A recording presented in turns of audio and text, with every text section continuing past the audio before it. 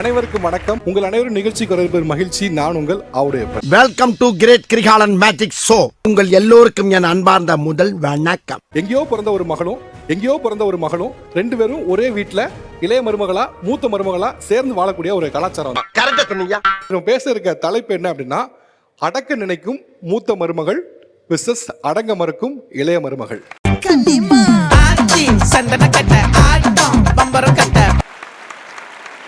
First எங்க போலாம்? நீங்களா சார்? ஃபர்ஸ்ட் நாங்களே ஸ்டார்ட் பண்றோம் சார். இளைய மருமகளாமா? ஆமா சார், நாங்களே ஸ்டார்ட் பண்றோம் சார்.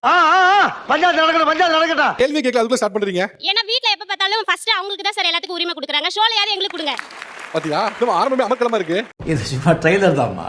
உங்களுக்கும் அதாவது இளைய மருமகள் நீங்க, மூத்த மருமகள் அவங்க, உங்களுக்கும் அவங்களுக்கும் என்னென்ன விஷயங்கள்லாம் போட்டி ஏற்படுது? இவ்வளவு நாளா என் மனசுக்குள்ள இருக்க விஷயத்தை யாருக்கிட்டயாச்சும் சொல்லணும்னு நினைச்சேன். அதுக்கு ஒரு நல்ல வாய்ப்பு கிடைச்சிருக்கு. இப்ப கூட பாத்தீங்கன்னா நான் மல்லிப்பூ வாங்கியிருக்கேன், அவங்க முல்லைப்பூ வாங்கியிருக்காங்க சார். இதுலி பூ வைக்கிறதுலயுமாமா சார்? சார் பூல் போய் என்ன சார் வித்தியாசம் இருக்கு? அதெல்லாம் இல்ல சார். இப்போ ஒரே நிமிஷம் நீங்க மனசாட்சிட்டு சொல்லுங்க. ஏன்டா அப்படி பண்ற? இளைய மருமக வச்சிருக்காங்கவே நீங்களும் இந்த பூ வச்சீங்களா இல்லையா? சார் எனக்கு இதுதான் சார் கிடைச்சது, அவங்களுக்கு அதுதான் சார் கிடைச்சது. உண்மையில எந்த போட்டி இல்ல. இல்ல சார். ஒரே பூ கடைக்காரர் தான் சார் வாசல்ல வந்தாங்க சார். நான் மல்லிப்பூ வாங்கும்போது என் தங்கச்சி வாங்குறதே கொடுங்கன்னு சொல்ல வேண்டியதானே சார்? எனக்கு ஆப்போசிட்டா வாங்குறாங்க சார். என்னடா ஏய், பூல ஆப்போசிட்டா பண்ற. வேற என்ன ஆப்போசிட்டா பண்றாங்க? சார் இப்போ நான் வந்து வீட்டு குடும்பத்தை பாத்துக்கிறேன், ஓகேங்களா? வீட்டு வேலை மொத்தமும் நான் செய்றேன், அவங்க வந்து வெளி வேலைக்கு போறாங்க. உங்க பொருளாதாரத்தை பாத்துக்கறாங்க, நான் குடும்பத்தை பாத்துக்கிறேன். சோ இதுவும் கஷ்டம் அதுவும் கஷ்டம் தான். ஆனா அவங்களுடைய வேலையை மட்டும் தான் உயர்த்தி பேசுறாங்க சார். ஏன் உனக்கு இந்த வேலை? வீட்டு வேலைலாம் ஒரு வேலையான்றாங்க. அவங்க வந்து டெய்லரிங் ஒர்க் பண்றாங்க, நான் அதை வந்து அக்ரி பண்ணிக்கிறேன். பொருளாதாரத்தை காப்பாத்துறாங்க, வீட்டுக்கு தேவையான எல்லாம் வாங்கி போடுறாங்க. ஆனா அதை அதிகாரம் பண்றாங்க, அதை நான் ஏத்துக்க மாட்டேன் சார். ஓகே, ஏன் இப்படி பாக்குற? அவங்க என்னென்ன வேலைகள் செஞ்சா உங்களுக்கு கொஞ்சம் ஒத்தாசையா இருக்கும்? சார் நான் ரொம்பலாம் எதிர்பார்க்கல சார். சனி ஞாயிறு லீவ் கிடைக்குதா? லீவ் நல்ல வேலை செஞ்சா போதும். இந்த கிளி கிளிக்கிறாளே எந்த ஒரு காரியா இருப்பா? 24 hours வேலை செய்யணும். நீங்க வந்து டைமுக்கு சாப்பிடுறீங்க, டைமுக்கு தூங்குறீங்க. நாங்க எங்க டைமுக்கு சாப்பிடுறோம், டைமுக்கு தூங்குறோம். நீ வீட்ல தான இருக்க, சும்மா தான இருக்கற. எல்லாரும் இப்போ 9 மணி 10 மணிக்கு எல்லாரும் வீட்டு விட்டு அனுப்பிச்சிர. அப்புறமா உங்களுக்கு என்ன வேலை இருக்கு? சும்மா இருக்கன்றல அந்த வேலை நீ ஏத்துக்கோ, நான் வெளிய போய் சம்பாதிச்சு வரேன். இப்படியே பேசிக்கிட்டே இருந்தா என்னடா அர்த்தம்? எது பெருசுன்னு அடிச்சு காட்டு. செய்ய முடியுமா உங்களால? ஏன் செய்ய முடியாத? நீ போ, நான் செய்றேன். யார் பொறுப்பு ஏத்துக்கறாங்களோ அவங்க ஏத்து செய்ய வேண்டியதான். நாங்க வந்ததுக்கு அப்புறம் போட்டி நம்ம ஏன் செய்யணும்? நம்ம அதிகாரம் பண்ணனும். நீங்க அதெல்லாம் சொன்னீங்கன்னா செய்வோம். ரொம்ப தப்புங்க. ஒண்ணு இல்ல, உங்களுக்கு மூத்த மருமகளா இருக்கவங்க வீட்ல என்ன பண்ணா ஒத்தாசையா இருக்கும் அதை மட்டும் சொல்லுங்க டைரக்டா. சொல்றேன், மக்களுக்காக சொல்றேன். உங்களுக்கு லீவ் கிடைக்குது இல்ல சார்? எங்களுக்கு கிடைக்குதுங்களா? உங்களுக்கு வந்து ஒரு லீவ் நாள்ல உங்களுக்கு காபி தண்ணி வைக்கிறதோ இல்ல வீட்ல சாப்பாடு பண்றதோ பண்ணா ஓகே. கண்டிப்பா பண்ணும் சார். இது பாசிபிளா? வாய்ப்பு இல்ல ராஜா, வாய்ப்பு இல்ல. லீவ் நாள், சண்டே லீவ் நாள், காலைல எந்திரிச்சீங்களா, மாமியார் மாமனாருக்கு ஒரு காஃபி, மதியம் ஆனா சாப்பாடு, நைட்டு ஒரு தோசை, இது வாய்ப்பா? நான் தான் லீவே போடுறது இல்லையா சார்? என்னடா ரெஃப்ரி அவன் போய் சொல்றான், ரெஃப்ரி அவன் போய் சொல்றான். உண்மையிலே ஒரு நிமிஷம் இதுக்கு நீங்க உண்மையிலே லீவ் வந்து வேணும்னே எடுக்காம இருக்க மாதிரி தெரியுது. அதேதான் சார், அதேதான். சரி போட்டோம், அவங்க வேலைக்கு போட்டோம், நான் வீட்டு வேலை எல்லாம் பாத்துக்கிறேன் சார். அப்படிங்க ரெடி. அப்புறம் என்னவா அடுத்த வாரமே இன்டர்வியூ அட்டெண்ட் பண்றீங்க? டெபினெட்லி இல்ல ஒரு கம்பெனி செலக்ட் ஆறீங்க. என்ன சார் வேலை ரெடியா இருக்கு, ஒரு கால் பண்ணனா நீ வந்து ஜாயின் பண்ணிடுமான்னுவாங்க. சோலி முடிச்சு. அவங்க வந்துட்டு ரிலேட்டிவ், அவங்க சொந்தத்திலே வந்திருக்காங்க. நான் வந்து தனியா வந்திருக்கேன். நான் வந்து லவ் வித் அரேஞ்ச். நான் வந்துட்டு புது இடம், எனக்கு யாருமே தெரியாது, வீட்டுக்கார மட்டும் தான் தெரியும். ஓ அப்படியா விஷயம்? அடுத்து அக்கா அப்படின்னு இவங்களுக்கு தெரியும், அவங்க வீட்டுக்காரவங்க ரிலேட்டிவ் அவ்வளவுதான் தெரியும். அவங்க சுத்தி உள்ளவங்க யாருன்னு கூட எனக்கு தெரியாது. பேசணும் அப்படின்னு ஆசைப்பட்டா கூட தனியாவே இருப்பாங்க. எனக்கு என்ன ஆச்சரியம்னா, இப்போ ஒரு வீட்ல இருக்கீங்க, இன்னைக்கு வெஜ் வைக்கலாமா நான்வெஜ் வைக்கலாமா, கத்திரிக்காய் குழம்பு வைக்கலாமா இல்ல வந்து புடலங்காய் குழம்பு வைக்கலாமா? பேசிக்க மாட்டோம் சார். நீ ஒரு நியாயம் சொல்லு சார். இப்ப சமைக்கிறதுக்கு முன்னாடி இந்த காரக்குழம்பு வைக்கலாமா இத சொல்லிட்டு, நானா இருந்தாலும் இந்த குழம்பு வைக்க போறேன் அப்படின்னு சொல்லிட்டு தான் சார் பண்ணுவேன். என்னடி வாய்ஸ் இது? ஒரு வீட்ல சமையல் பண்றீங்க, நீங்க மீன் குழம்பு தான் வைக்கிறீங்க. ஏமா இன்னைக்கு மீன் குழம்பு வைக்கலாம்னு இருக்கேன், என்ன மீன் வாங்கலாம் அப்படிங்கறத கொஞ்சம் பேசி வாங்கலாம் தானே? வாய்ப்பு இல்ல ராஜா. ஒரு திருவிழா வருது அப்படின்னா வேம்பு இது செய்யலாம் அப்படின்னு அவங்களா சொல்றதுக்கு முன்னாடி அக்கா நான் ஓட்ட வை அக்கா கட கட கட கடன்னு பேசிடுவேன். அவங்க ஒண்ணு என்ன அப்படியா சரி வேம்பு, அவ்வளவுதான் சார் ரெஸ்பான்ஸே. அவ்வளவுதான் ரெஸ்பான்ஸே கிடைக்கும் எனக்கு அந்த இடத்துல. சார் நாங்க 2 பேரும் ஒரு ஃபேமிலிக்குள்ள போனோம் சார். அக்கா தங்கச்சா இருக்கும்போது நாங்க 2 பேரும் ரொம்ப ஒத்துமையா இருந்தோம், நல்லா இருந்தோம். எல்லாம் நான் தான் செய்வேன், அவளுக்கு நான் அம்மா மாதிரி. குழந்தை இருக்கும், சின்ன குழந்தை விளையாடிட்டு இருப்பா. நேரா போய் பொம்மை சத்தம் போட்ட மாதிரி பாட்டு பாரு பொம்மை வச்சிருப்பேன். அது கொஞ்ச நேரத்துல சவுண்ட் காணாம போயிடும். உள்ள போய் பார்த்தா பொம்மையை உடச்சு போட்டுருவா. ஏன் உனக்கு இந்த வேலை? ஏமா அது மாதிரி பண்றேன்னாமான்னு கேட்டா குழந்தை அழுவும் அவ்வளோ அழுவா பாட்டு வெளியே போயிட்டு இருப்பா கேட்டா எனக்கு பிடிக்கலன்னு வா. எனக்கு அந்த சத்தம் கொஞ்சம் இரிட்டேட்டிங்கா இருக்கும் சார், அதனால உடைச்சு போட்டுருப்பேன்.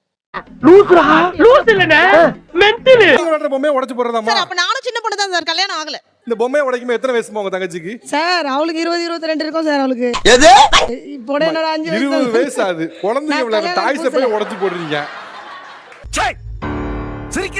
இதே அவங்க குழந்தைங்க வந்து எங்க மச்சின பிள்ளைங்க, நான் பார்த்துப்பேன். என் பிள்ளைங்க மேல எனக்கு ரொம்ப அன்பு, நான் பார்த்துப்பேன். கொஞ்சம் தூரமா இருக்கிறதுனால இப்போ முடியறதில்ல. இப்போ உடம்பு சரியில்லாத போது அந்த குழந்தைங்களுக்கு பால் உள்பட நான் கொடுத்தேன், என்னுடைய தாய்ப்பால் கொடுத்தேன் அந்த குழந்தைங்களுக்கு. ஆனா என்னைக்காவது ஒரு தடவை அவ கொடுத்துருக்காங்கன்னு கேளுங்க, என் பிள்ளைங்களுக்கு கொடுத்துருக்காங்கன்னு கேளுங்க. நீ கேட்ட ஒவ்வொரு கேள்வி என்ன செருப்பால் அடிச்ச மாதிரி இருக்குடா. ஒரு செக்கில வாங்களேன். இது வரைக்கும் உங்க அக்கா உங்களுக்கு பூ வாங்கி கொடுத்ததே இல்ல? பூ இல்ல சார், சின்ன வயசுல இருந்து எல்லா அன்பையும் சதைச்சிடுச்சு. சின்ன வயசுல பார்த்த மாதிரி இப்ப எதுவுமே என்ன பாக்குறது இல்ல, எதுவுமே வாங்கி கொடுக்கறதே இல்ல. கிட்டத்தட்ட இந்த அன்புக்காக நான் இந்த நிமிஷம் வரைக்கும் ஏங்குறேன். என்கிட்ட அன்பா பேசணும்னு. ஒரு பொண்ணியா எவ்வளவு மனசு இல்ல. நான் எதை பேசினாலும் அது ஏட்டிக்கு போட்டு எதை பேசுது, எப்பவுமே கோவமா தான் பேசுது. அப்ப மருமகன்ற அந்த ஸ்தானத்தை தான் நீ கொண்டு வர, தங்கச்சின்றதை நீ மறந்துட்டல. தப்பு பண்ணிட்டேன், ஐம் சாரி. ஒரு முடிவா இருந்தாலுமே அவங்க தான் சார் எடுப்பாங்க, என்னை எடுக்கவே விட மாட்டாங்க. உதாரணத்துக்கு சொல்ல, என்ன அப்படி என்ன பண்ணாங்க? சொல்றேன், மக்களுக்காக சொல்றேன். இப்போ வந்து எங்கன்னா வெளியே போகணும்னு பிளான் பண்ணோன்னா எந்த இடத்துக்கு போகணுன்றது அவங்க தான் பிளான் பண்ணுவாங்க, எதில் போகணுன்றதே அவங்க தான் பிளான் பண்ணுவாங்க. நான் வந்து இப்போ வந்து காரில் போகலாம் அப்படின்னா, இல்லைம்மா ஆட்டோ தாம்மா பெஸ்ட்டு, எனக்கு வந்து இப்போ சரி வராதுமா, வாமிட் வரும், அந்த மாதிரி எதனா சொல்லுவாங்க.